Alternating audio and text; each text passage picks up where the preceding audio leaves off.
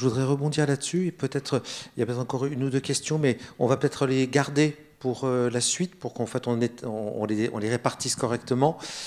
Juste, je voulais vous dire, si ça vous intéresse au niveau des établissements, il faut d'abord un investissement assez intensif, hein, pour que tout ça puisse avoir effectivement du sens. Et vous avez une fondation qui s'appelle la Fondation Vareille, qui est en train de monter, qui a monté depuis des années maintenant, un projet très important autour de l'apprentissage du violon.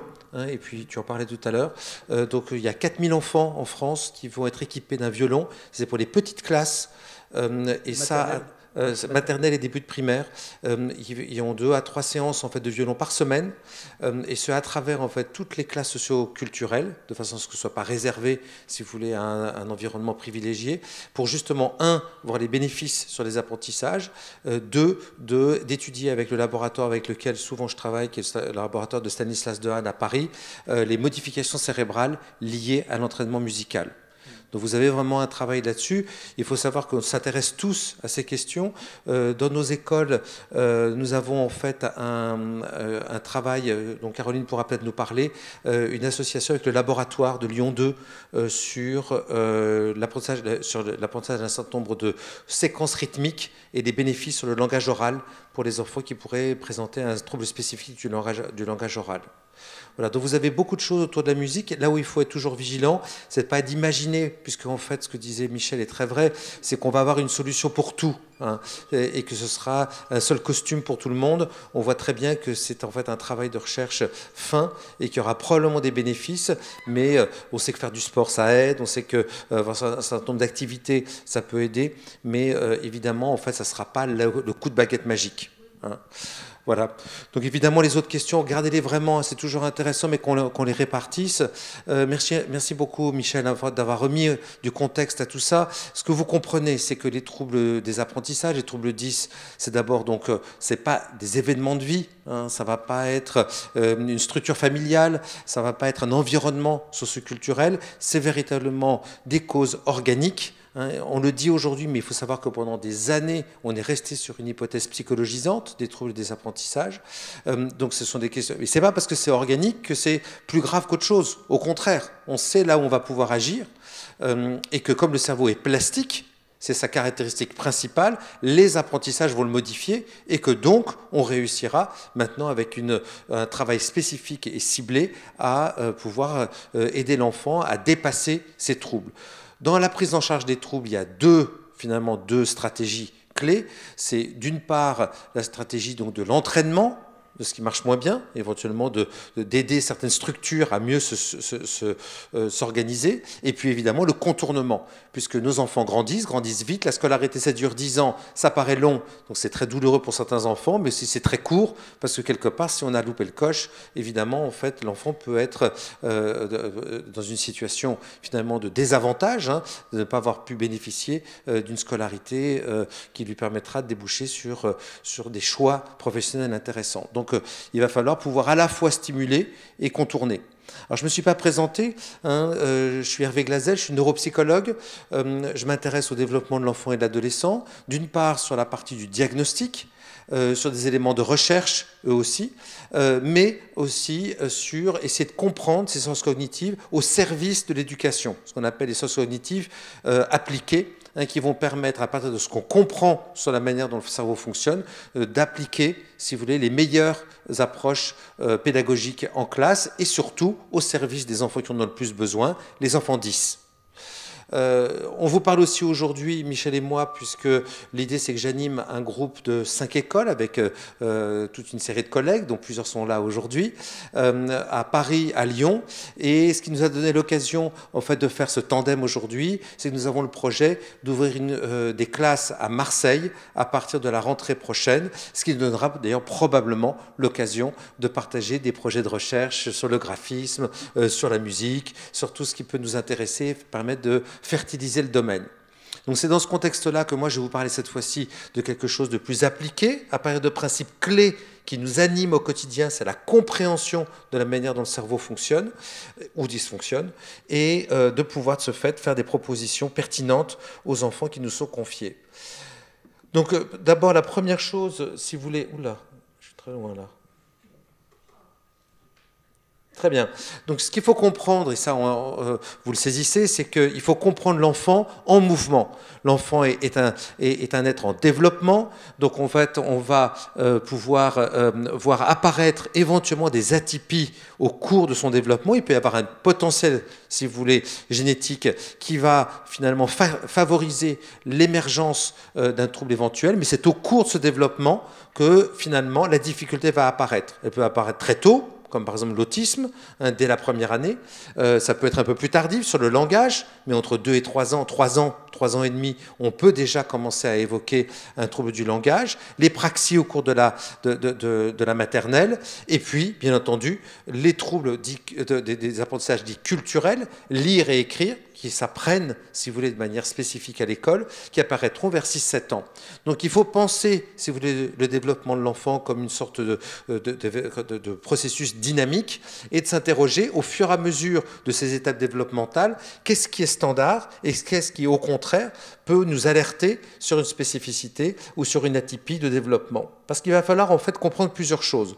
D'une part, ce qu'on appelle en fait la variabilité de la norme.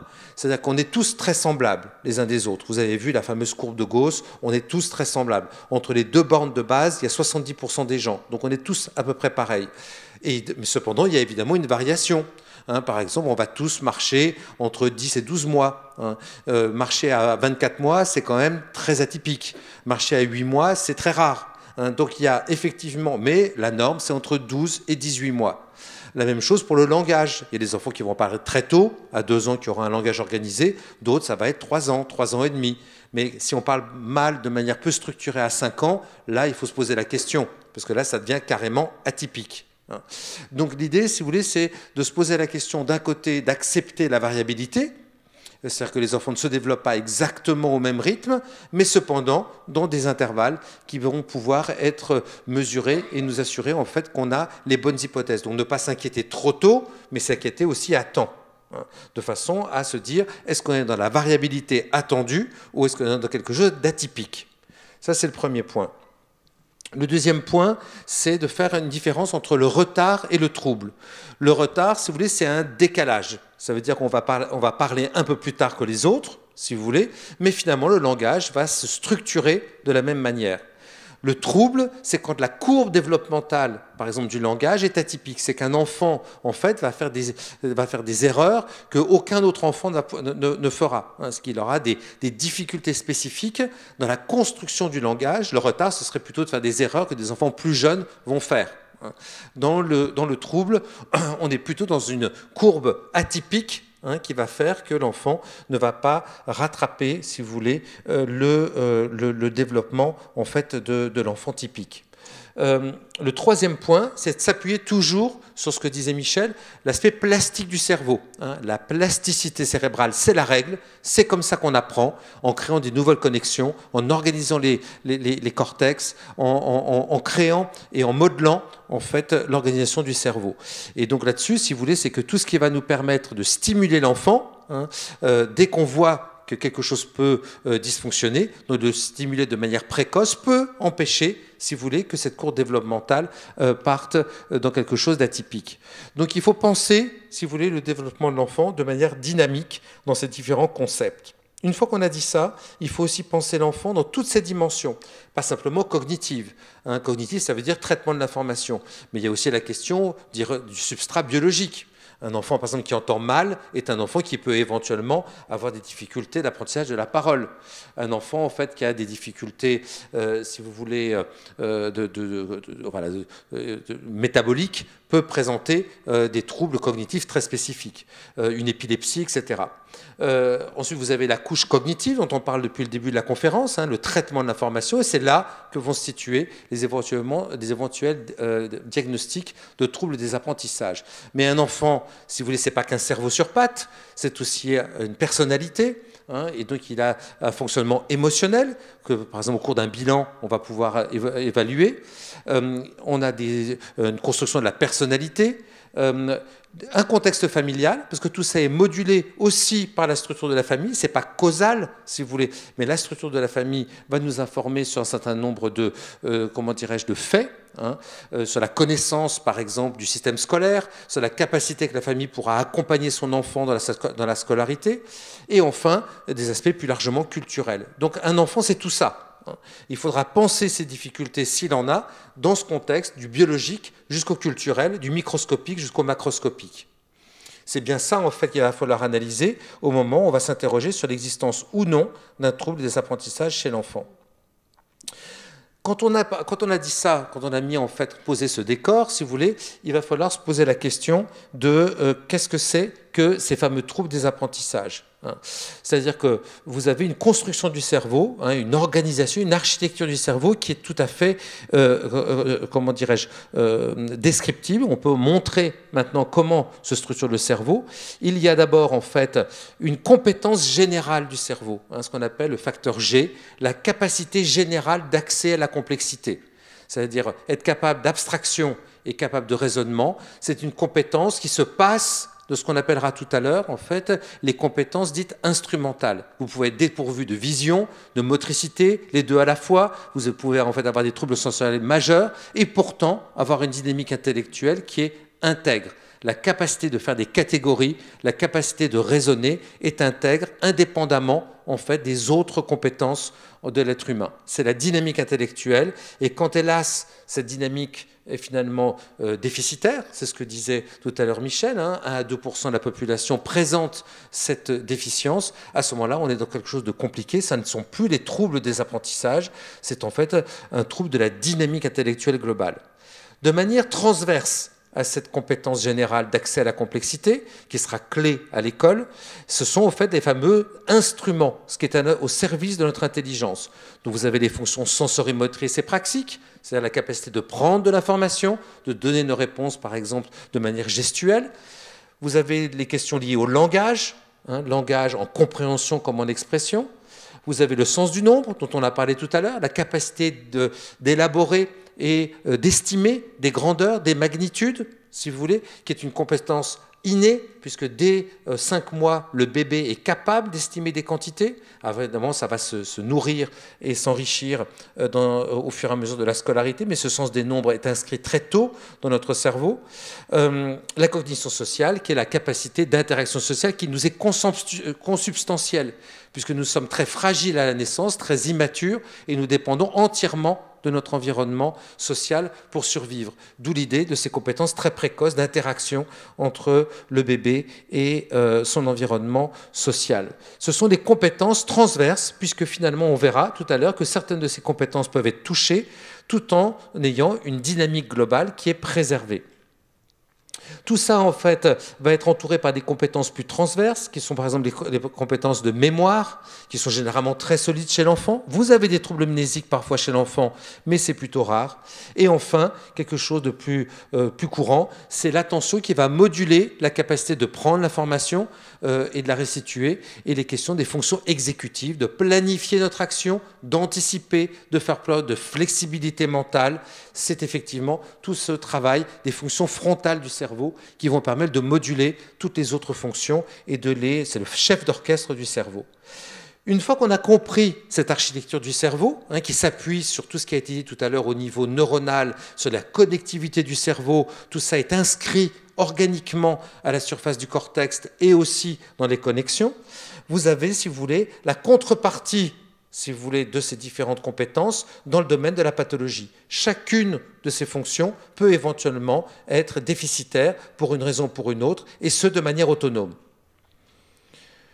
Donc l'idée, si vous voulez, c'est que tout le travail d'un neuropsychologue ou d'un spécialiste des troubles 10 va être de faire le tri dans tout ça et d'essayer de comprendre, si vous voulez, de l'efficience intellectuelle ou des fonctions instrumentales, qu'est-ce qui peut être le coupable dans les difficultés de l'enfant. Et on va chercher justement, on fait ce qu'on a dessiné, le chaînon faible, ce qui va faire que dans la chaîne, si vous voulez, des compétences de l'enfant, ce qui va être plus fragile, ce qui va lâcher. Pourquoi ? Parce qu'il suffit que finalement une étape d'un traitement soit difficile pour l'enfant, et ça peut être tout le processus qui est en difficulté. Je donne un exemple, vous avez des difficultés de mouvement des yeux quand vous lisez, hein, vous n'avez pas de problème phonologique, etc.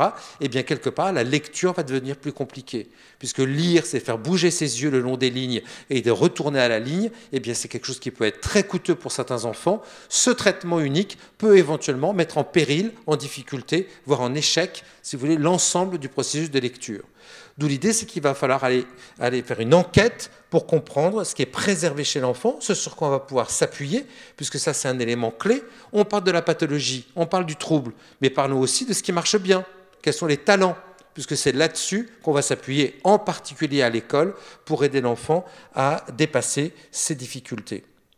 Les troubles 10, donc c'est effectivement ce que Michel disait tout à l'heure, hein, c'est que ça va toucher électivement une dimension cognitive.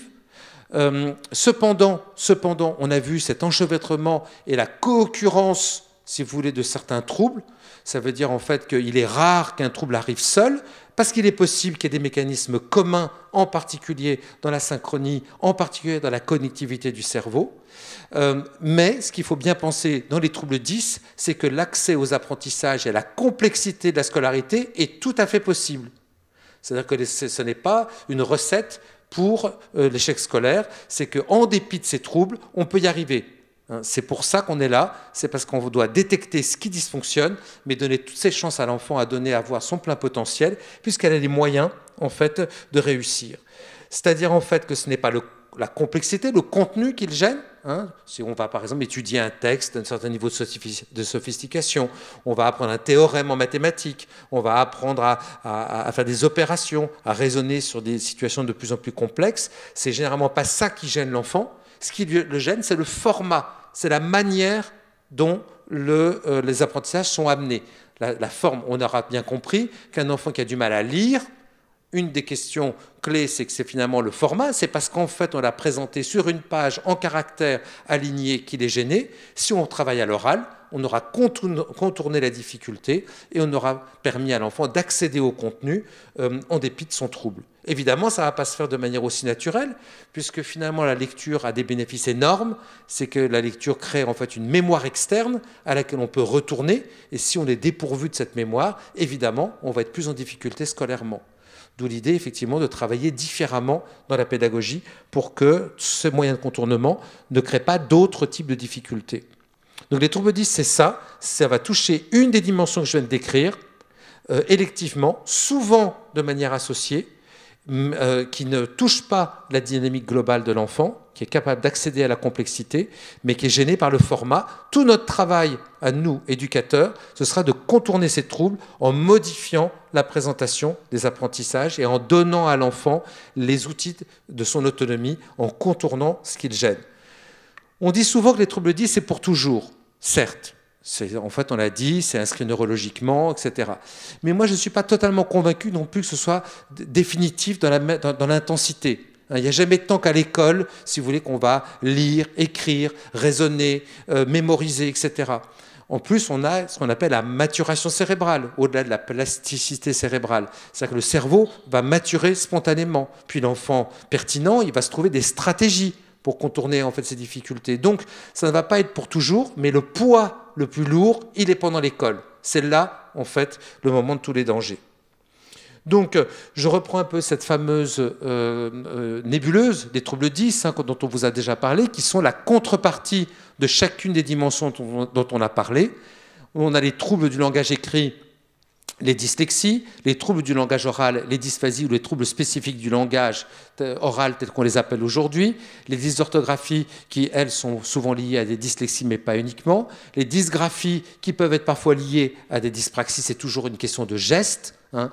Les questions en fait liées au nombre, les dyscalculies, les troubles de l'attention ou les troubles des fonctions exécutives qui vont être finalement qui vont gêner l'orchestration, si vous voulez, la coordination de l'ensemble de ces compétences. Donc on l'a bien dit, hein, c'est la contrepartie de chaque dimension cognitive telle que je les ai décrites tout à l'heure. Alors maintenant, on a envie de se dire, très bien, mais qu'est-ce qui gêne particulièrement l'enfant quand il a un trouble 10 ? Sa difficulté, si vous voulez, la plupart du temps, c'est de faire plusieurs choses en même temps. C'est ce qu'on appelle en fait une difficulté autour des doubles tâches ou des tâches multiples. J'explique. Quand vous avez un enfant de 6 ans qui rentre à l'école, si vous voulez, il ne sait pas lire. Donc c'est un apprentissage culturel. En 5000 ans d'existence de l'écriture et de la lecture, notre cerveau n'a pas eu le temps d'évoluer pour être capable spontanément, si vous voulez, d'apprendre à lire. Donc on doit transmettre cette compétence. Donc tous les enfants doivent l'apprendre de manière spécifique. C'est long, c'est laborieux, c'est coûteux, ça demande beaucoup d'attention, ça demande 1 an minimum d'apprentissage, et au bout d'1 an, généralement, l'enfant sait lire.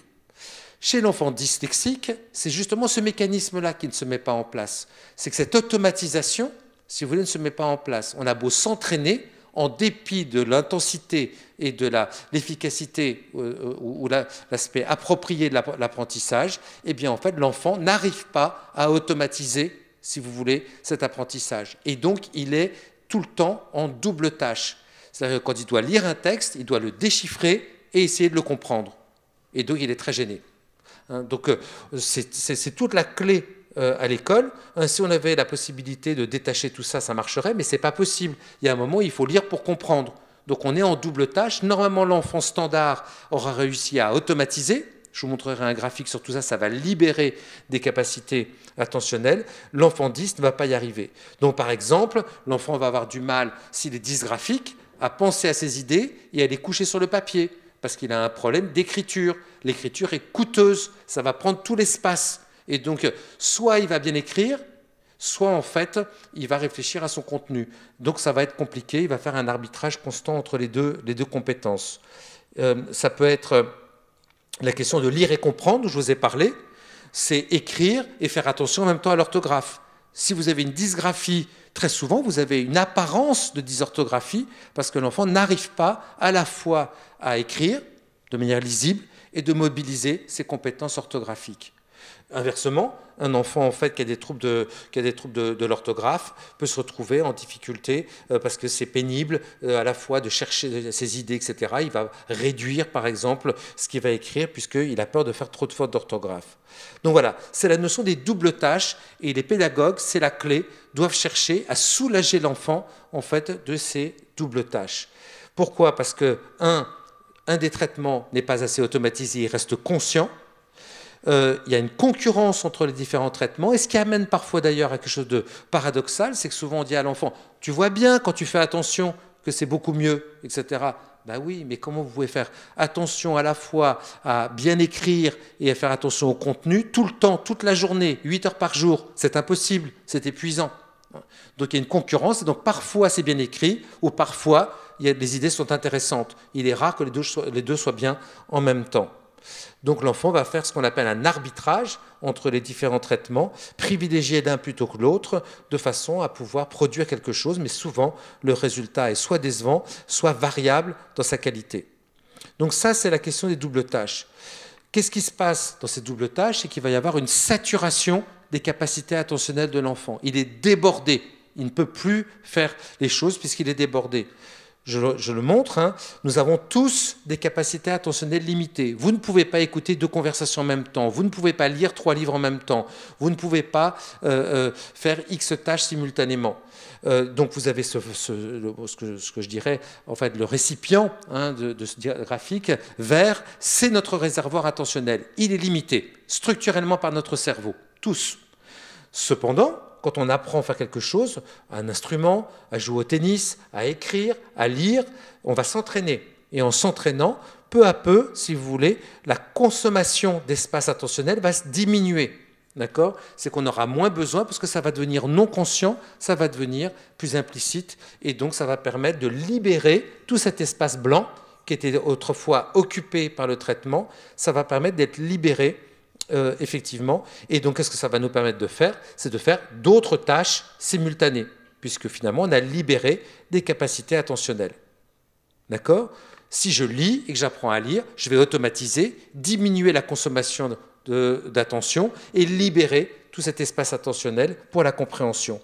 Si dans le récipient de droite, je n'automatise pas la tâche A, par exemple lire, ben vous voyez que mon réservoir attentionnel reste limité, je vais pouvoir comprendre un peu, mais, je coince. C'est-à-dire quand il y a un moment où, quand ça devient trop compliqué, je ne peux pas faire les deux en même temps. Donc ça, c'est vraiment, en fait, le mécanisme sous-jacent. Bien, donc l'idée, si vous voulez, les principes de la prise en charge des troubles 10, c'est soulager l'enfant des tâches multiples, contourner le trouble, parce qu'effectivement, on va stimuler l'enfant, faire de l'orthophonie, aller chez le psychomotricien, travailler avec des professionnels, mais ça ne va pas aller assez vite. Donc il faut aider l'enfant à contourner le trouble, faire autrement, en dépit du trouble, et il y arrive très bien. Proposer donc une approche pédagogique adaptée et mettre en place des outils de contournement et de compensation qui permettront à l'enfant de devenir autonome.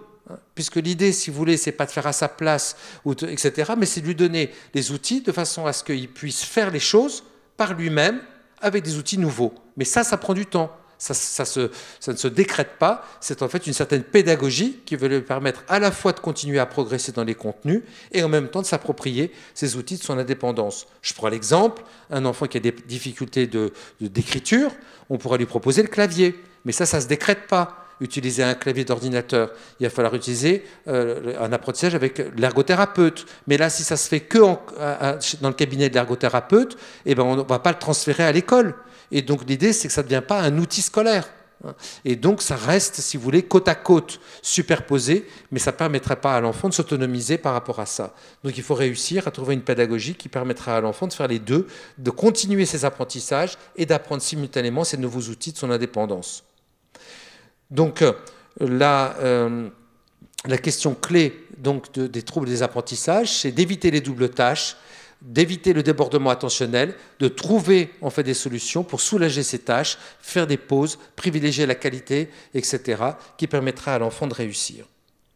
Donc tout ça, si vous voulez, je vais vous l'illustrer par rapport à ce que nous, on essaie de faire depuis 15 ans, puisque le CEREN que j'anime a ouvert des classes depuis 2010, et donc depuis maintenant 13-14 ans, on fait ce travail en fait, d'accompagnement des enfants qui ont des troubles spécifiques des apprentissages, et avec succès.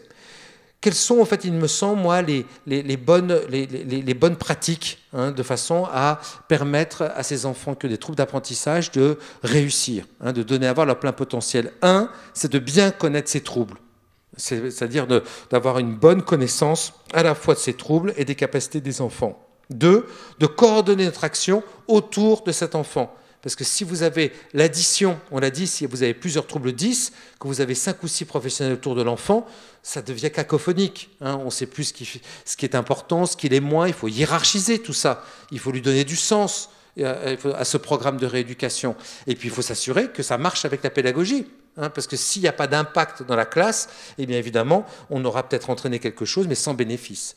Et puis enfin, on l'a bien dit, c'est adapter. C'est garder les contenus, ne rien modifier sur l'exigence et l'ambition des apprentissages, mais adapter la proposition de façon à ce que l'enfant réussisse en dépit de son trouble. Et ça, je vais vous montrer un certain nombre d'idées. Donc, ce que nous avons souhaité monter, alors on est tout à fait, si vous voulez, conscient de la notion d'inclusion scolaire. C'est effectivement un beau projet, mais il nous semble pour que certains enfants 10, cette inclusion qui consiste à faire la même chose que les autres enfants, tout en essayant en fait de rattraper le peloton, est souvent un peu difficile, source en fait d'angoisse, de perte d'estime de soi. Donc nous, on est plutôt favorable à une respiration dans la scolarité de l'enfant, de façon à ce qu'il reprenne pied, consolide ses apprentissages, reprenne en estime de soi, de façon à pouvoir ensuite s'approprier ces outils de son indépendance en classe et de repartir dans le système ordinaire au bout de 2 à 4 ans chez nous. On accueille les enfants à partir du cours élémentaire 2e année. Pourquoi ? Parce que justement, il nous faut à peu près 18 mois d'apprentissage, des apprentissages fondamentaux culturels, lire et écrire, pour pouvoir affirmer l'existence d'un trouble et de ses conséquences fonctionnelles. Et tout ça, en fait, dans des petits effectifs, parce qu'évidemment, la complexité de ces enfants nous engage, évidemment, à plus d'attention, à une plus grande proximité, de façon à être au plus près des besoins de chacun. La coordination, elle ne se décrète pas. Ça veut dire que ce n'est pas parce qu'on met les gens côte à côte qu'ils vont travailler ensemble. Donc tout ce qui va être les professionnels de santé qui sont à nos côtés, ergothérapeutes, beaucoup d'ergothérapeutes qui sont vraiment les professionnels clés puisqu'ils vont être dans l'adaptation entre l'outil et l'enfant et l'outil, mais aussi bien sûr l'orthophoniste sur la stimulation de ce qui marche moins bien dans le langage oral ou le langage écrit. Les orthoptistes autour des mouvements oculaires qui sont très importants, je l'ai dit, dans la lecture, des neuropsychologues qui sont là aussi pour approfondir les questions attentionnelles, exécutives, mnésiques et d'autres intrications.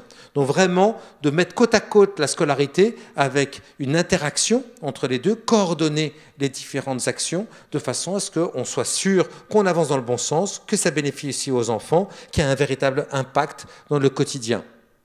Tout ça va nous permettre de mettre en place, la rééducation, mais aussi la remédiation, toutes les stratégies de contournement qui vont permettre à l'enfant de réussir et de devenir autonome avec ces outils.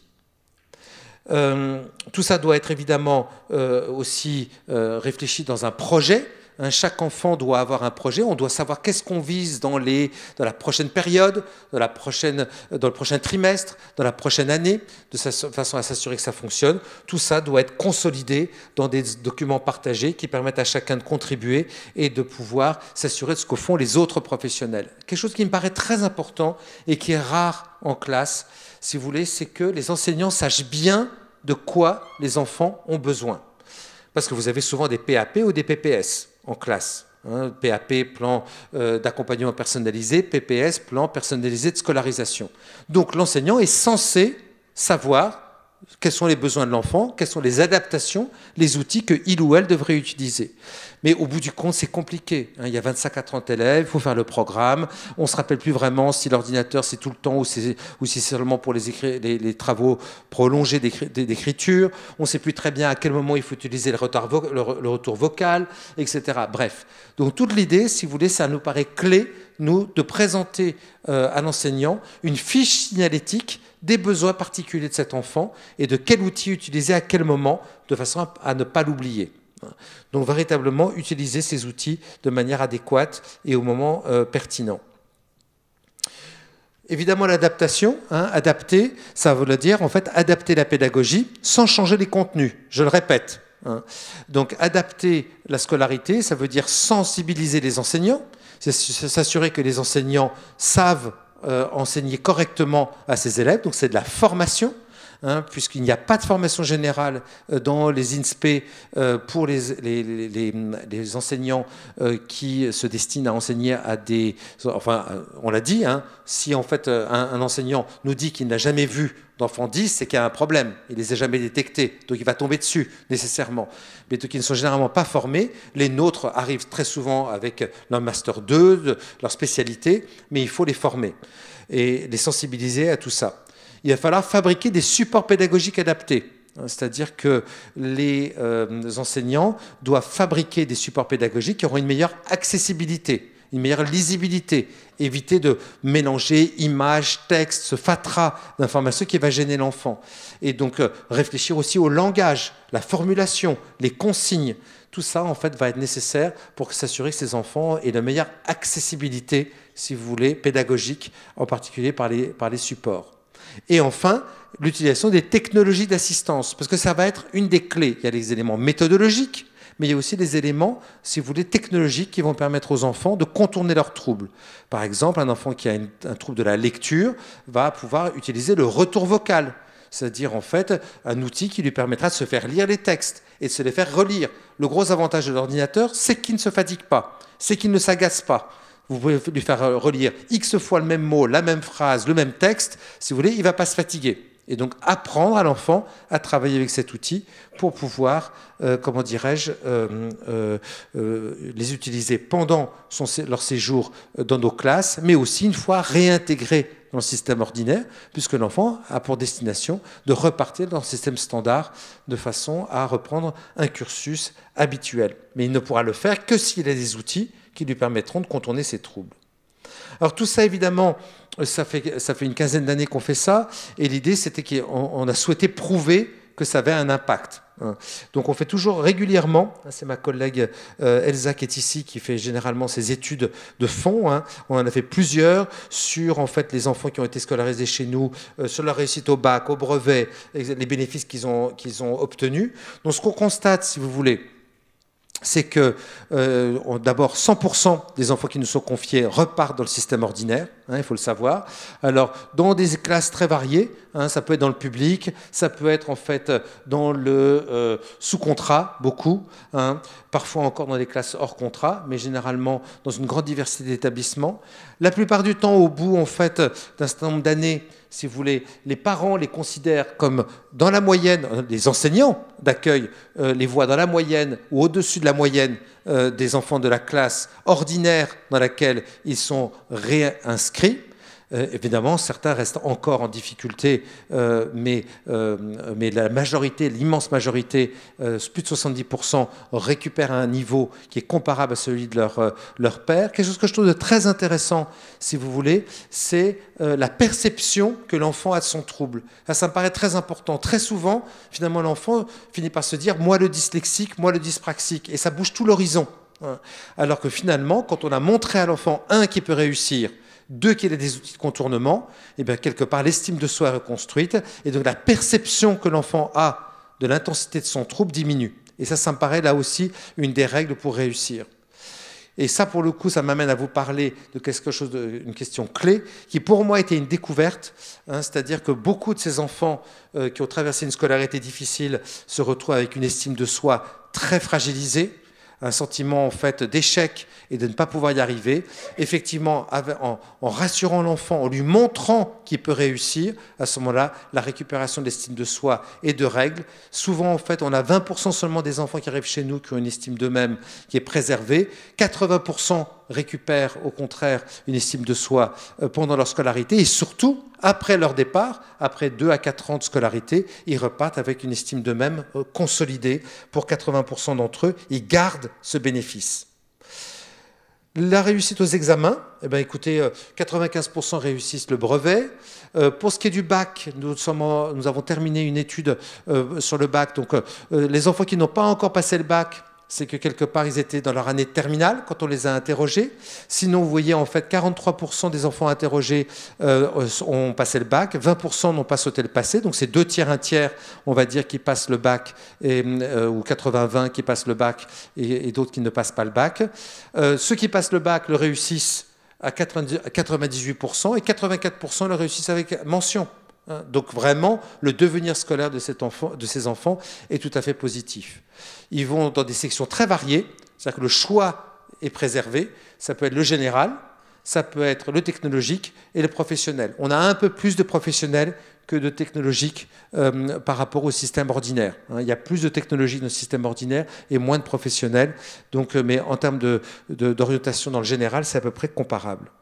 Ce qui est très intéressant, c'est que les enfants, la plupart du temps, s'orientent en fonction de leur goût et centre d'intérêt, hein, puisque quelque part, on ne va pas les orienter tous, service à la personne, tous dans une filière déjà prévue d'avance. C'est qu'il y a une grande variété, une grande diversité, si vous voulez, de classes et de filières qui les intéressent. Et donc, c'est ce que je disais, qu'ils réalisent leur plein potentiel.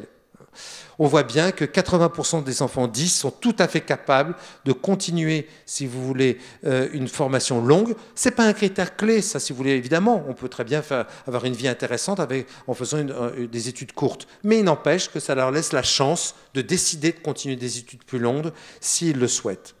Voilà un peu ce que j'avais envie de partager avec vous, hein, sur la détection des troubles 10, leur prise en charge, les principes, si vous voulez, de la réussite de ces élèves, entre compensation, contournement, méthodologie et accompagnement en stimulation cognitive, ce qui permet effectivement de garantir leur succès.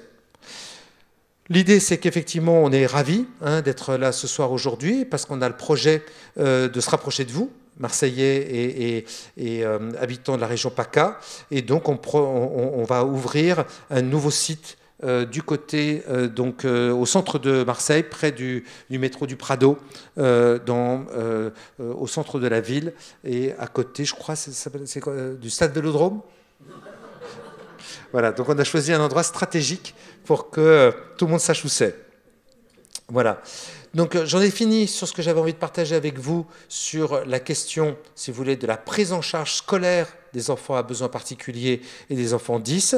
Et je suis à votre entière disposition pour répondre à vos questions. Il y avait déjà des questions qui étaient là pour Michel, qui doivent être posées, mais n'hésitez pas à nous poser à tous les deux les questions qui vous importent.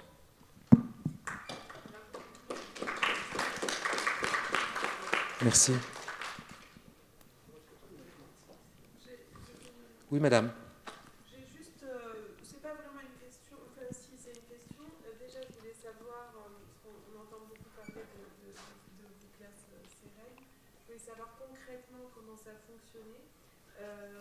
Est-ce que vous avez des enseignants qui sont plus ou moins spécialisés? Est-ce qu'ils viennent de l'éducation nationale?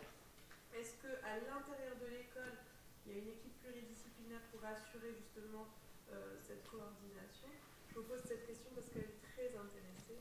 Je suis anciennement enseignante, je me suis beaucoup intéressée au trouble d'apprentissage et j'ai fini par me former et me lancer dans une équipe pluridisciplinaire. Donc je suis enseignante orthopédagogue dans un cabinet pluri et on travaille beaucoup ensemble. Alors pour l'instant c'est de manière, c'est pas comme un CESAD où c'est institutionnalisé, donc on est vraiment, c'est du libéral, donc encore une fois c'est pas, voilà, on n'a pas de subvention ou quoi que ce soit, mais on travaille de plus en plus dans les écoles, on sensibilise de plus en plus les enseignants et surtout on essaye de se fixer des objectifs par rapport à ce que l'enfant doit atteindre à l'école, à la maison et dans nos cabinets. Absolument. Absolument. Donc on connaît bien la logique en fait de l'orthopédagogie. On est très convaincus, si vous voulez, que c'est vraiment la voie, c'est ce lien entre les connaissances qu'on a sur le fonctionnement cérébral et par ailleurs la pédagogie. C'est le lien entre ces deux sujets. Moi j'ai envie de faire venir Caroline peut-être, qui est en charge du projet de l'école. Vous posez des questions sur le fait. Oui, on a des. Bonjour. Voilà, donc Caroline qui dirige depuis 5 ans nos écoles à Lyon. Et qui donc est en charge de ce projet. Donc sur les enseignants, peut-être que vous pouvez répondre. Sur les enseignants, vous avez posé 3 questions. Il y avait les enseignants, la formation et il y avait une autre question encore. Et il y avait justement la coordination. La coordination, oui. Absolument. Absolument. Alors, nos enseignants, comme nous sommes hors contrat, nous les recrutons. Ce qui nous facilite quand même un peu les choses, puisque les enseignants qui viennent à nous, alors il y a des enseignants de l'éducation nationale qui des fois sont en disponibilité, qui ont déjà cette formation didactique, et ça c'est très très bien, et qu'on va former aux troubles des apprentissages avec des grandes sessions de formation, que ce soit début juillet ou fin août. On a des semaines entières de formation et on a régulièrement des journées pédagogiques pour toutes les équipes pendant l'année. Parce que c'est important en fait de remettre de la formation, remettre de la connaissance, parce qu'on a tous tendance à oublier à un moment donné les compétences des enfants et ce qu'on peut attendre des enfants qui ont des troubles 10. Donc en tant que, enfin voilà, les enseignants ont tous Master 1 ou Master 2 dans leur matière, et on a des professeurs des écoles en primaire. Les professionnels de santé, la coordination. La coordination. Alors la coordination, on a des professionnels de santé, donc des paramédicaux au sein de nos écoles. Donc on a une convention de partenariat, avec eux. Ils viennent directement dans nos écoles pour les élèves des classes sereines. Donc c'est un vivier pour eux, clairement, mais c'est aussi une nécessité pour nous, puisqu'il y a une vraie alliance avec ces professionnels, et des temps de coordination, qui sont les bilans mi-période notamment, parce qu'on n'attend pas tout ce qui est trimestre pour faire des points sur les élèves. On a ces fameux bilans mi-période qui nous permettent, comme leur nom indique, c'est à la moitié de la période, avec la coordinatrice paramédicale, avec le chef d'établissement, avec le professeur principal. Et comme ça, ça permet d'allier et la rééducation et le pédagogique, et de mettre à disposition la rééducation à disposition de la scolarité. Tout ce qu'on fait à Paris et à Lyon, on va le faire ici. La seule différence, c'est la localisation. Sachant qu'évidemment, avec toute cette autorité, je vous disais, il y a une centaine de personnes qui travaillent dans l'organisation, et nous avons une personne dédiée pour la coordination au niveau national, au niveau local de chacune des écoles et au niveau de chaque classe. Voilà. Bonsoir. J'ai deux questions. La première, c'est quelle est la différence entre la classe Ulysse et votre centre? Oui. La deuxième question, j'ai récemment lu un livre qui s'appelle Les fleurs d'Algernon. En fait, c'est un problème qui avait un problème 10. Et à un moment, il a reçu une opération pour avoir l'intelligence. C'était super dur. Et puis après, au final, je sais que c'est de l'histoire.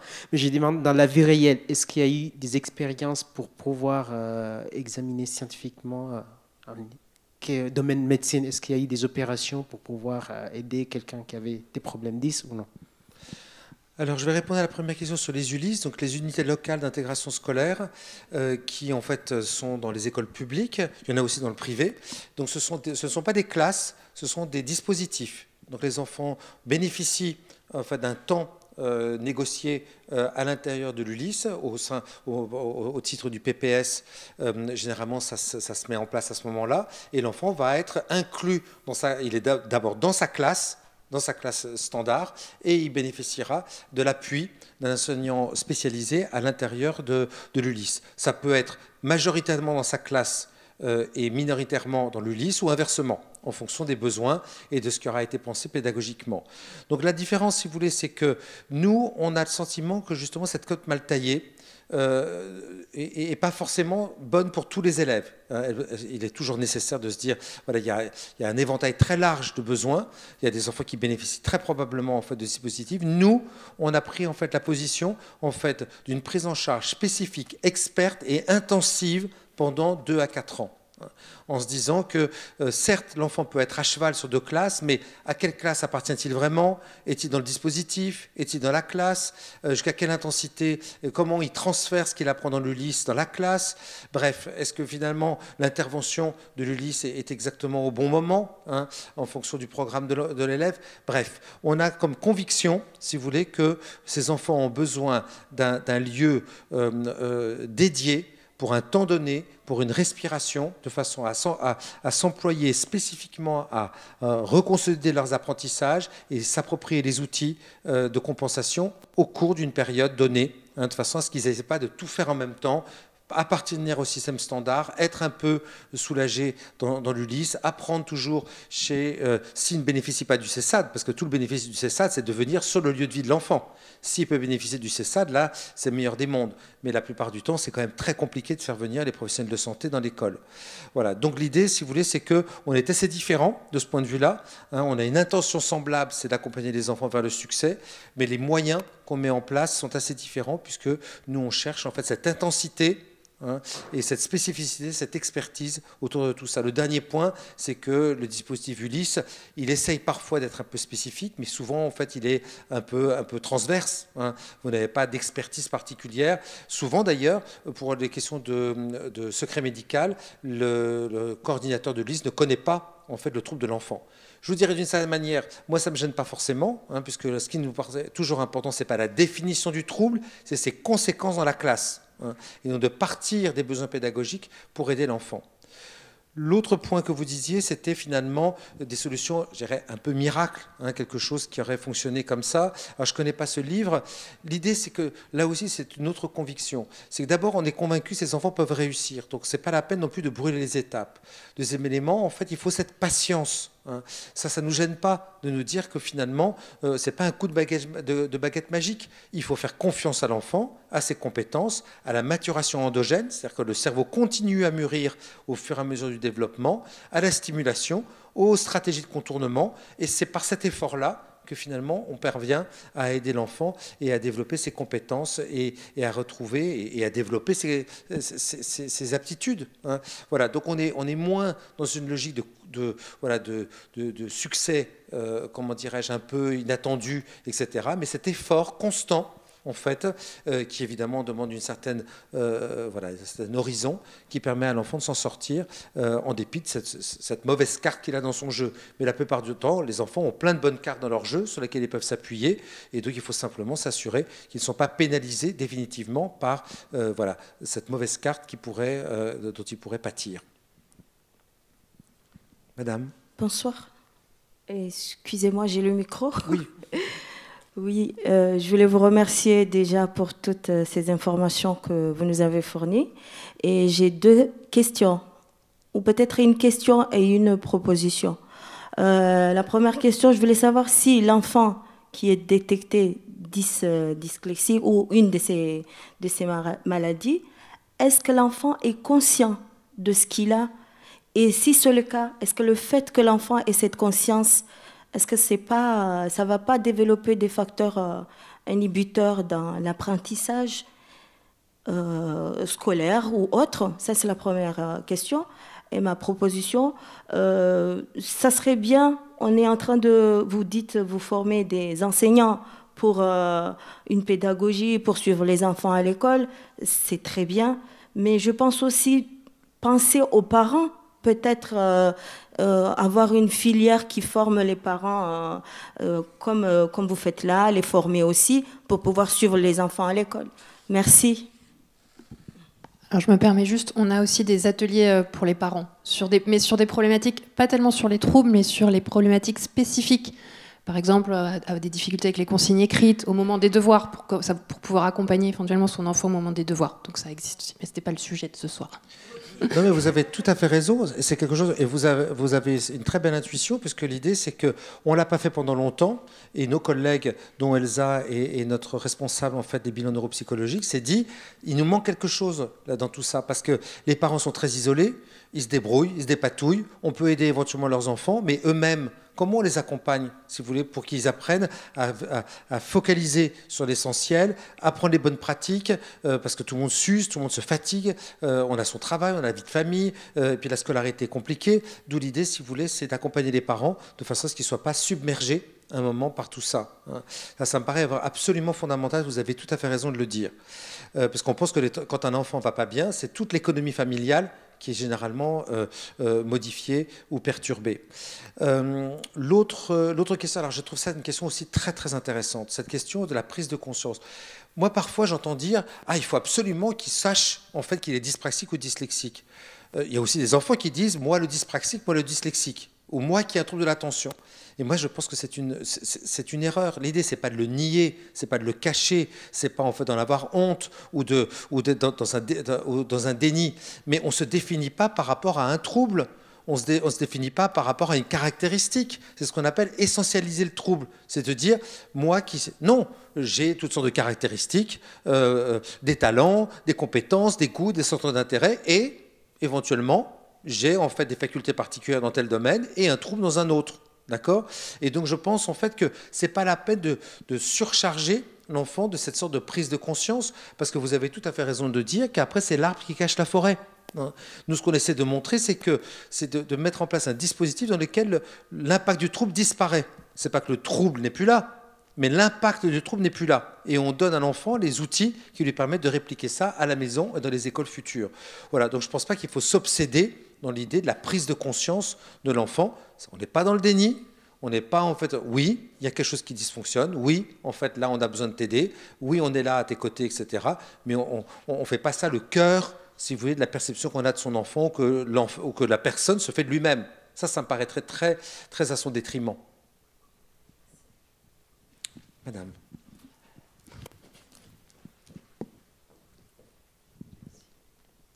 Bonsoir. Je dirige un organisme de soutien scolaire spécialisé dans les troubles 10 et tous les dysfonctionnements. On est au niveau national. On a beaucoup d'élèves de Cérennes, de Paris et Lyon. Et ce que je voudrais savoir, c'est comment est-ce que vous préparez les élèves à la réintégration dans des classes ordinaires ? Parce que moi, je ne savais pas qu'il y avait des parcours de 2 à 4 ans.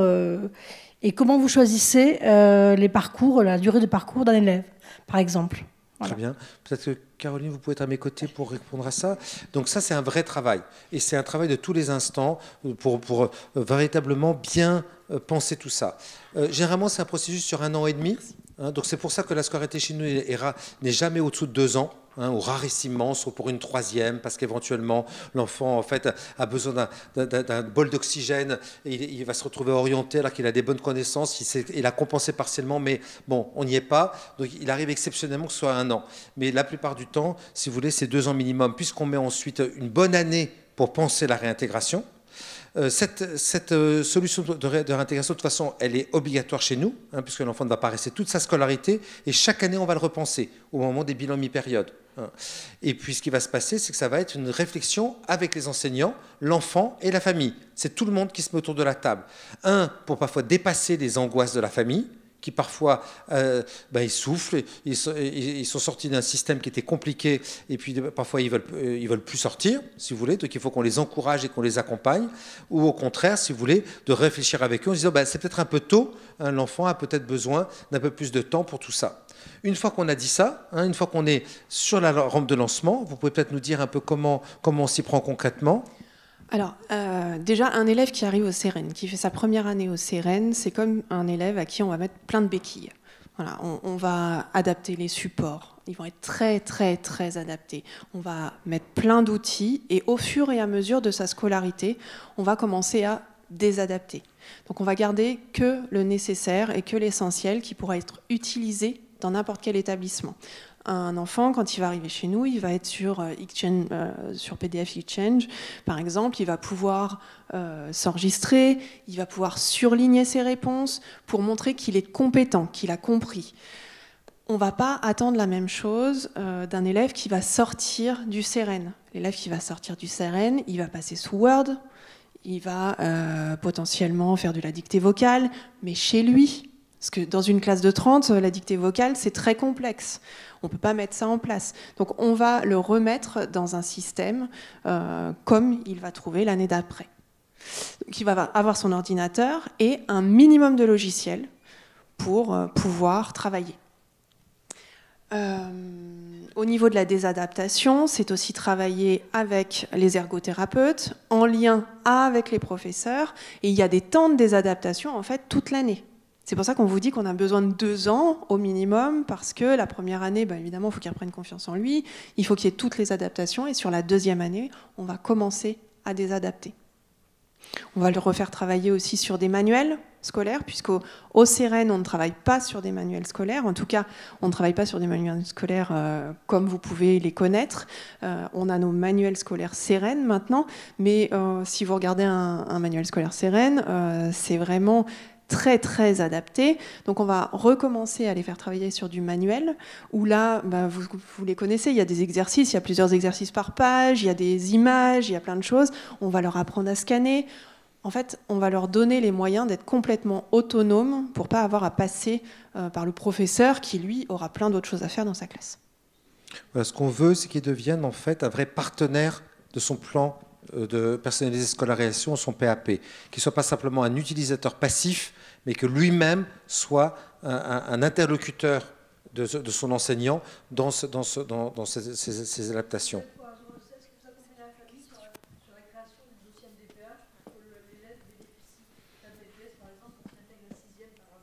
Alors, pas forcément. Là, pour le coup, on laisse souvent les familles se débrouiller sur la partie administrative. Par contre, on a la chance que les enseignants, les ESS, les équipes de suivi de scolarisation, se passent chez nous. On a beau être en fait une école indépendante, les MDPH reconnaissent notre travail et l'éducation nationale aussi. Et donc, on a les ESS qui se font aussi dans le sein de l'école, de façon à coordonner, préparer la réintégration. D'ailleurs, c'est à ce moment-là que ça nous paraît le plus pertinent qu'avant, on avait des ESS tous les ans, comme dans le système ordinaire, et on a décidé avec les rectorats de le faire surtout pour la dernière année, l'année de réintégration, qui nous permet de réfléchir quel établissement, quel type de classe, quel type d'environnement, quel type d'adaptation, etc., de façon à ce que tout ça se fasse dans les meilleures conditions possibles, de faire le lien avec le système ordinaire. Une question qui se pose souvent, excusez-moi, je suis tout à côté.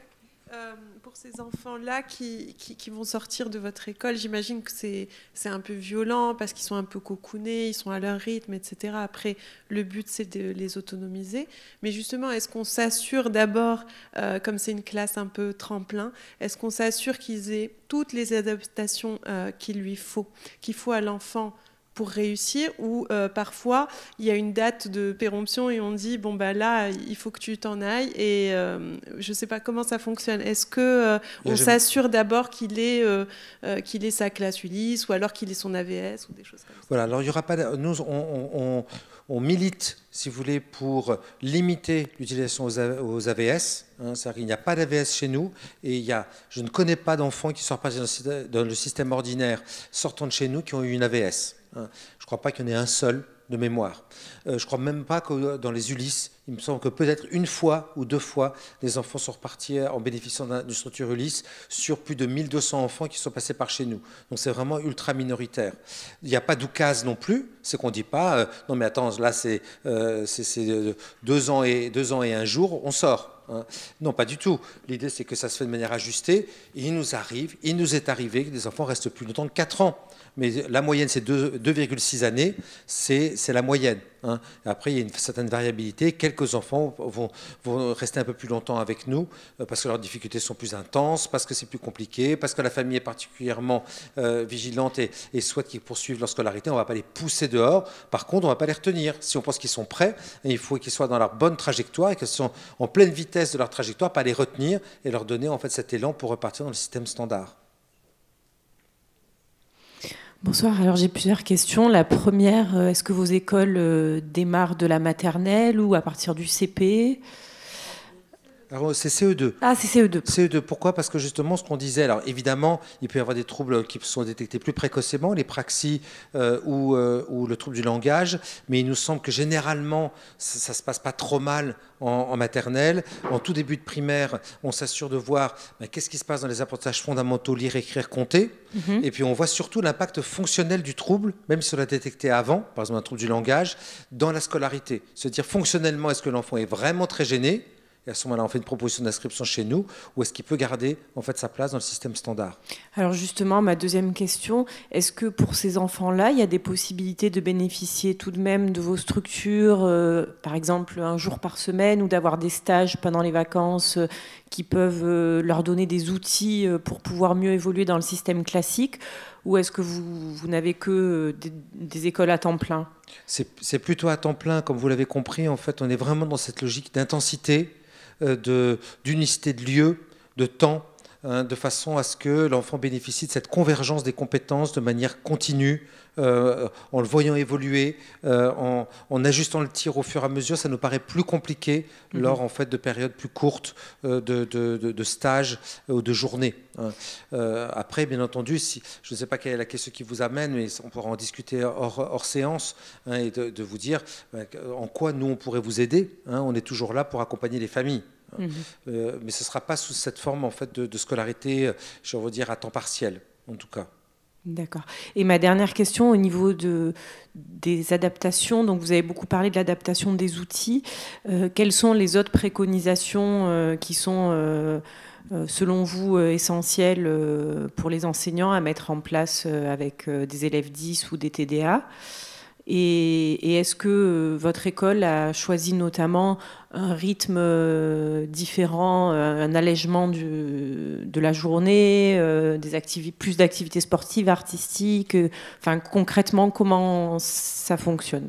Alors, j'aurais du mal à répondre à la première question sur quelles sont les bonnes pratiques en général.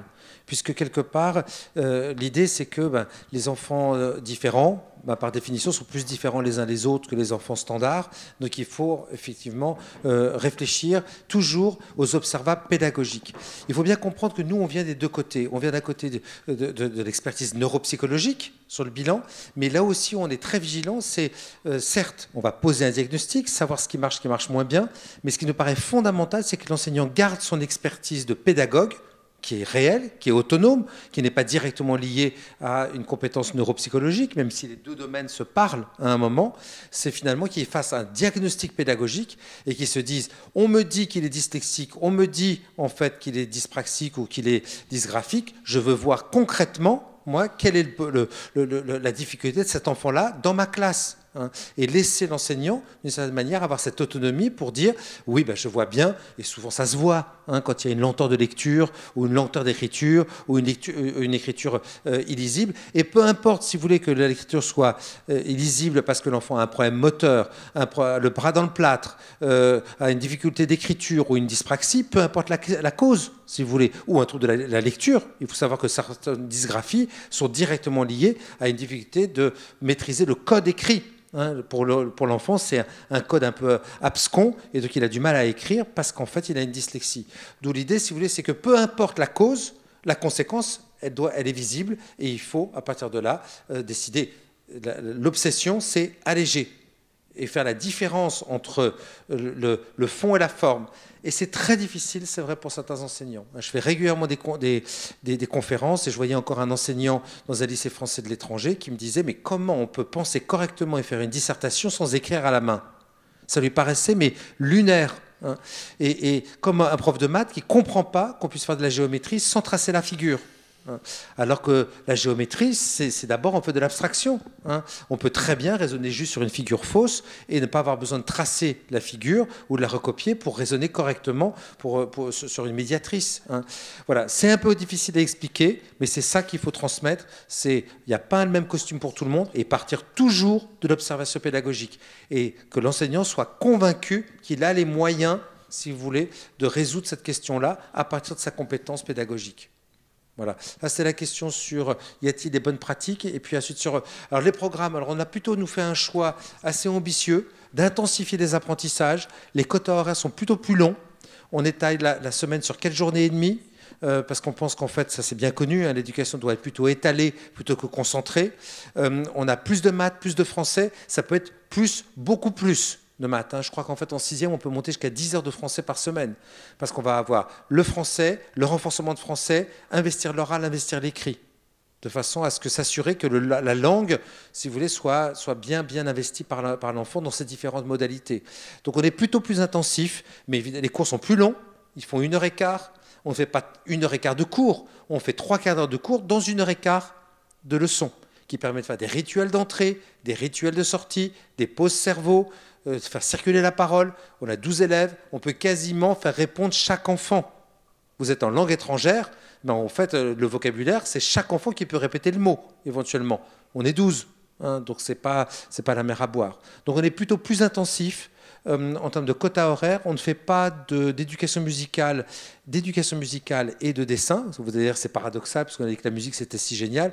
C'est simplement que l'éducation musicale, comme elle est conçue, ce qui n'est pas une pratique musicale ou qui n'est pas en fait un travail sur le rythme, tel qu'on en parlait tout à l'heure, on pense qu'il y a beaucoup de choses dans les grandes villes comme Marseille, Paris, Lyon qui sont proposées. Donc on met l'accent sur les matières fondamentales. Et puis par contre, on fait des projets annuels. Et le projet annuel de cette année, c'est la musique, avec quelque chose qui se fait à travers toutes les classes, toutes les écoles que nous animons.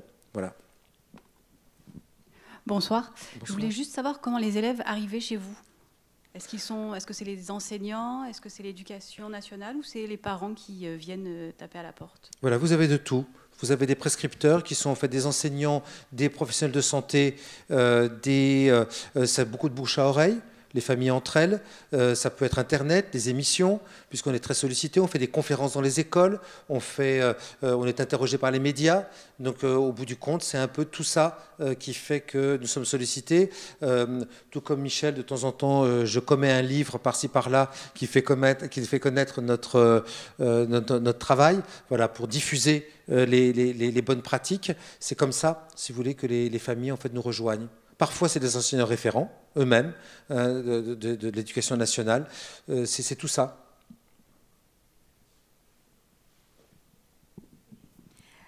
Moi, je voulais savoir si il y avait des accords avec la MDPH ou la ville de Marseille pour le financement de la scolarité.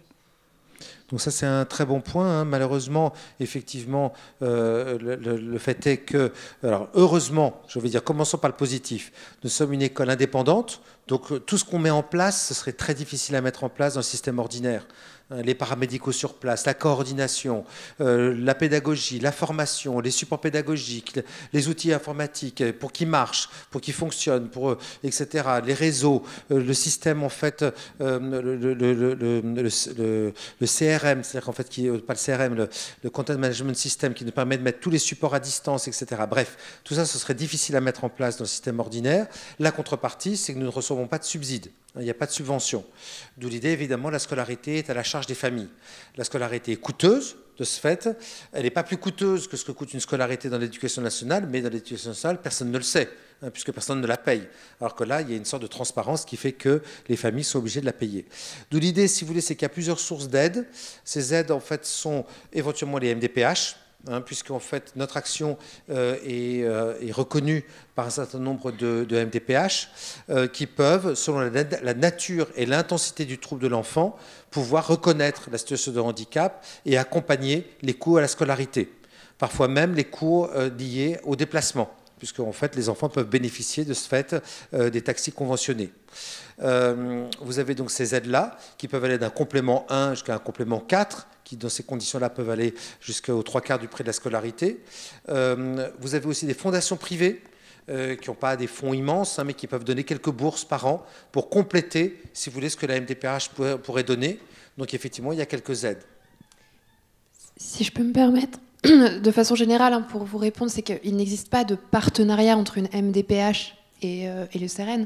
En revanche, c'est vrai que le fait qu'on existe en région francilienne depuis longtemps, on a tout de suite été, enfin, la MDPH de Paris, à un moment, à l'instant T, a tout de suite aidé les familles, et les MDPH des départements autour, limitrophes, finalement, au fur et à mesure, et toujours sous condition de cas particuliers. En fait, c'est jamais une règle qui s'applique à tous. C'est évidemment chaque enfant, chaque dossier d'enfant qui est traité individuellement, qui va pouvoir donner lieu ou non à une réponse. Évidemment, on essaye de rencontrer des gens de la MDPH de Marseille, des Bouches-du-Rhône, mais il faut réussir à les rencontrer. Mais c'est juste pour nous faire savoir ce qu'on fait. Après, de toute manière, la CDAPH est souveraine dans ses décisions et c'est des choses qu'on travaille. Pareil, il faut voir directement quelles sont les aides qui existent auprès de la ville de Marseille quand il y a une reconnaissance de handicap préexistante. Est-ce qu'il y a des aides spécifiques qui peuvent être allouées par celle de Marseille ou par d'autres communes de la région? C'est des choses qui existent. Dans la région lyonnaise, dans la région parisienne, il y a des communes qui donnent des aides, autres, etc. Mais il n'y a jamais de règles, en tout cas formelles, qui disent oui, on aide, oui, on n'aide pas. C'est toujours du cas par cas, dans tous les cas. Ah bah si, on essaye, mais...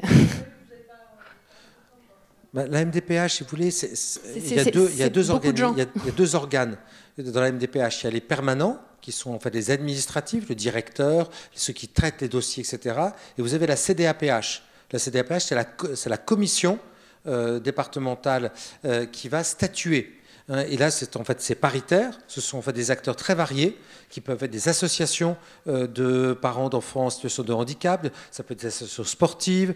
Vous avez l'ARS, vous avez le rectorat, vous avez des professionnels de santé. Vous avez en fait toute une série d'acteurs qui se retrouvent à la CDAPH. Donc il peut y avoir 15, 20, 25 personnes. Et donc on ne les connaît pas un par un. Or, c'est eux qui sont souverains. Ça ne va pas être l'administration de la MDPH qui va décider, c'est finalement la CDAPH, sur conseil évidemment des gens qui instruisent les dossiers. Voilà. Donc c'est pour ça que c'est un petit peu compliqué et que d'une certaine manière, c'est aussi aux familles de faire ce travail-là, puisque d'une certaine manière, c'est eux et seuls eux qui sont souverains dans le souhait de faire reconnaître par la MDPH le statut de handicap de leur enfant. Voilà, je ne sais pas s'il y a encore des questions. Oui, madame. Vous avez montré... Non, je ne peux pas parler. Vous avez montré plusieurs graphiques avec le nombre de pourcentage d'enfants par classe en fait, qui avaient ces troubles. Oui. Vous nous avez aussi montré effectivement de ce qui était à faire pour aider ces enfants. Donc sensibiliser. Donc votre établissement est formidable, mais pas accessible à tous, soyons clairs. En tout cas, pour moi, en tous les cas. Et même en passant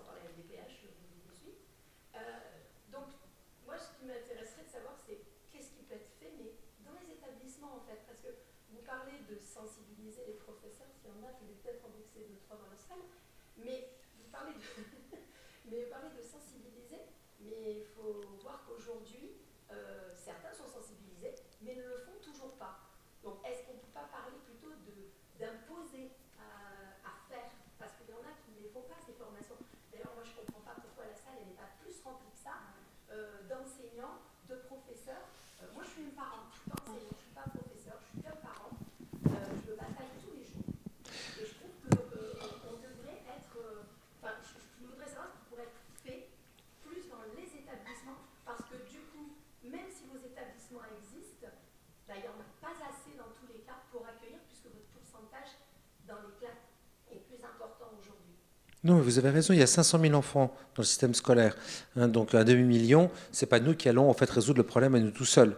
On est plutôt dans une sorte de laboratoire qui essaie de faire œuvre d'exemplarité et de pouvoir faire éventuellement école, sans jeu de mots. L'idée, si vous voulez, c'est évidemment de montrer que ça peut fonctionner, avec un certain nombre d'actions coordonnées qui amènent au succès des enfants. Pour ce qui est en fait du système ordinaire, si vous voulez, en 15 ans, j'ai vu des choses beaucoup bouger. C'est-à-dire qu'il y a 15 ans, c'était compliqué, il n'y avait pas de reconnaissance, c'était stigmatisant, les familles en fait ne cherchaient pas forcément de diagnostic ou de reconnaissance de handicap, etc. On est arrivé sur un système à peu près inverse. Le nombre d'enfants en situation de handicap en 15 ans est passé de 150 000 à 450 000. Les 300 000 d'écart sont probablement des enfants 10. D'où l'idée, si vous voulez, c'est de se dire oui, il y a quand même une prise de conscience des pouvoirs publics, il y a quand même une prise de conscience. Ce qui s'est passé, si vous voulez, c'est que la décision qui a été prise pour simplifier et pour aller plus vite, c'est les EESH. Ce qui a été décidé, c'est de proposer une aide humaine aux élèves, ce qui est une aide humaine pour les élèves, tout comme pour les enseignants, qui leur permettent éventuellement d'être soulagés. Après, former les enseignants, je suis d'accord, mais dans l'éducation nationale, ce qui est une machine de très grande complexité, il y a des propositions, ça n'est pas obligatoire, ils doivent pouvoir, mais il y en a beaucoup qui les font quand même. Puis après, il y a la question de mettre en place les choses. Vous dites imposer les choses, c'est pas si simple. C'est pas si simple quand vous avez 2 ou 3 enfants à besoin particulier, parfois plus. Vous avez un enfant sourd, vous avez un enfant qui a besoin d'un ordinateur, etc. L'enseignant, il n'est pas complètement formé, il a tout le reste de la classe de laquelle il doit s'occuper. Donc tout ça, si vous voulez, fait que imposer qu'à un moment, cet enfant-là doit avoir son clavier, et puis ce qui se passe, le problème, c'est que le monde est compliqué. L'ordinateur tombe en panne, il est buggé, il est en panne, il est déchargé, etc. C'est tout ça qui est compliqué. C'est pour ça que nous, les enfants, ce qu'on fait, c'est qu'on s'assure qu'ils deviennent autonomes, qu'ils savent le débugger, qu'ils savent le recharger, qu'ils sachent, si vous voulez, faire toutes les actions qui lui permettront d'être suffisamment autonomes. Sinon, on arrive sur cette grande complexité, parce que chaque élément compte. S'il n'y a pas de photocopieuse dans l'établissement, c'est compliqué, parce que l'enfant, il travaille sur l'écran de son ordinateur, mais il ne peut pas non plus imprimer son travail et le ramener à la maison. Ou il ne peut pas le mettre en fait sur un système, éventuellement l'accrocher au système comment dirais-je, où il met ses documents pédagogiques. D'où l'idée, oui, ça va graduellement progresser, mais on est d'accord, c'est que ça prend du temps, et pendant ce temps, votre enfant, il n'est pas pris en charge, et c'est compliqué pour lui. C'est un mouvement très très lent, et ce système, si vous voulez, il va progresser, mais sur une génération, on a envie de dire.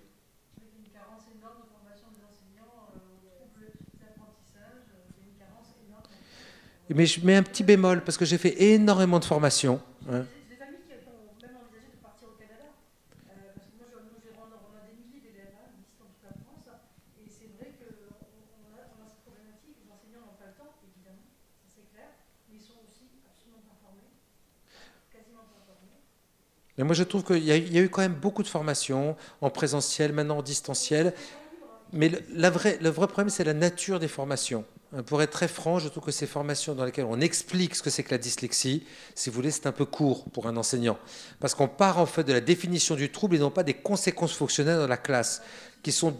Donc si vous voulez, il faut redonner un poids à l'enseignant, qui doit connaître les principes généraux du fonctionnement du cerveau et des troubles associés, mais en même temps redonner cette perspective, l'orthopédagogie, la dame n'est plus là, je crois, qui lui permet en fait d'un côté d'utiliser ce qu'il sait sur les mécanismes d'apprentissage pour observer l'enfant fonctionner, ses productions, et de voir derrière, si vous voulez, quel type de compensation il peut proposer.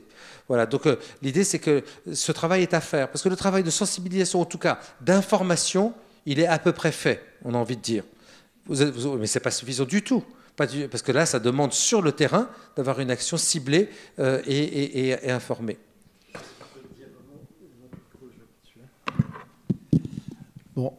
D'abord, merci pour tout ce que tu as dit et bravo pour l'initiative. Comme tu as compris par notre présence ici, on est partie prenante et on est prêt à collaborer avec cette initiative que je trouve super. Alors effectivement, ce qui a été dit, nous on le vit au quotidien à Neurodis, ça fait 15 ans, 20 ans maintenant qu'on travaille dans cette interface entre les professionnels de la santé et les professionnels de l'école. Et on vit au quotidien la difficulté que cette interface représente. Je peux vous assurer qu'on travaille sur plein de chantiers avec l'école à divers niveaux et qu'on a conscience de l'importance, le caractère indispensable que le lien se fasse entre ceux qui s'occupent de soigner les enfants qui ont ces troubles et ceux qui s'occupent de leur renseigner dans la salle de classe. Tout à fait. Et ce lien, on a beau faire tous les efforts qu'on fait, il sera toujours insuffisant. Voilà. Quelles que soient les portes d'entrée qu'on essaye de prendre. Et je crois que cette initiative, elle est fantastique. Et je dirais, tu as parlé de laboratoire.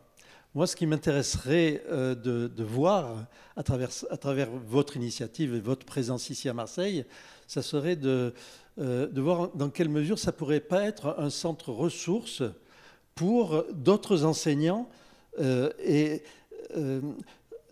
ce vrai laboratoire de faire le lien entre la connaissance sur le trouble et ses mécanismes et l'application en salle de classe des mesures pédagogiques qui sont à prendre. Et vous bénéficierez de cet avantage énorme par rapport à ce qui existe par ailleurs, y compris en Ulysse, parce que, comme tu l'as dit, c'est du temps d'inclusion obligatoire qui est peu différent de la classe ordinaire, ne serait-ce que par le nombre d'enfants qui sont dans ces classes ordinaires. Vous avez finalement un laboratoire, un lieu idéal de réflexion et de démonstration peut-être qui pourrait servir à d'autres et que effectivement on a bien conscience que ça va pas être l'ensemble des enfants qui en auraient besoin qui pourront accéder à ça, c'est sûr. Mais si vous pouviez servir de modèle et accueillir ou montrer, faire participer, communiquer. Nous, en tout cas, à Neurodis, on serait tout à fait favorable à servir ce caractère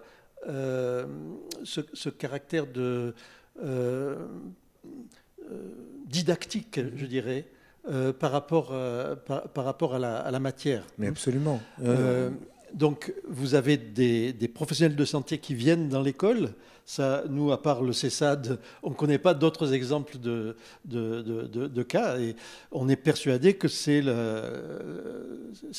une nécessité. Vous savez que la majorité des pays d'Europe, les orthophonistes travaillent dans l'école. En France, on est les seuls à faire ce blocus total du travail des orthophonistes dans l'école. C'est vraiment un frein énorme. Voilà.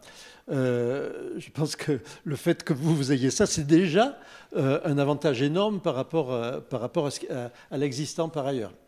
Donc voilà, ma question c'était, est-ce que vous accepteriez d'emblée et assez vite d'avoir ce rôle un petit peu de modèle et de lieu de travail et d'explicitation vis-à-vis d'autres professionnels, qu'ils soient de santé ou qu'ils soient de l'école, pour pouvoir essayer de le partager le plus largement possible. Absolument. Et de donner finalement la chance à plus d'enfants de pouvoir bénéficier de quelque chose qui pourrait s'approcher de ce que vous faites. Il n'y a pas de doute.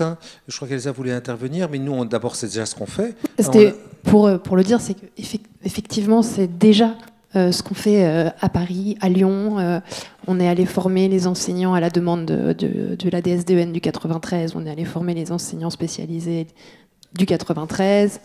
On accueille tous les enseignants qui veulent venir faire des stages. Alors, pas tous, parce que non, il faut qu'on réussisse à gérer, etc. Enfin, évidemment, on est dans cette politique d'accueil, de diffusion des savoirs, des pratiques.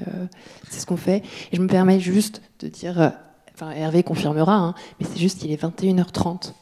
Donc il va falloir aussi qu'on sorte. Mais juste pour conclure, Michel, merci infiniment de ta présence. Et j'avoue qu'en fait, voilà, cette alliance nous serait très précieuse. Hein. Je pense qu'on est convaincus qu'on fait le même métier. Juste pour finir aussi, c'est de dire que la grande difficulté dans les écoles, c'est qu'on ne parle pas le même discours, on n'a pas les mêmes types d'approches. Un pédagogue ou un professionnel de santé, ils n'ont pas en fait le même vocabulaire. Et donc c'est compliqué parfois ces communications. Donc venir à nos côtés, c'est aussi en fait pouvoir que l'enseignant puisse parler avec d'autres enseignants qui vivent la même chose et de pouvoir partager des expériences communes et des pratiques communes. Donc ça me paraît vraiment fondamental. Donc c'est le début d'une aventure. Très bien. En tout cas, bienvenue à Marseille. Merci. C'est la raison de ma présence ici, c'est de te souhaiter cette bienvenue et de dire qu'on est très concerné par des questions que tu as évoquées là et que finalement j'ai découvert beaucoup de choses communes dans le travail qu'on fait. Moi, en tant que professionnel du secteur public, hein, complètement du secteur public de toujours. Hein. Et puis, ce que vous faites, vous, dans une ambiance plus, on va dire, privée, je pense qu'on devrait pouvoir trouver des points d'enrichissement mutuel de nos pratiques. Je suis absolument ravi, j'en suis convaincu. Merci infiniment. Merci à vous d'être venus. Merci Michel et à très très bientôt à tous et à toutes.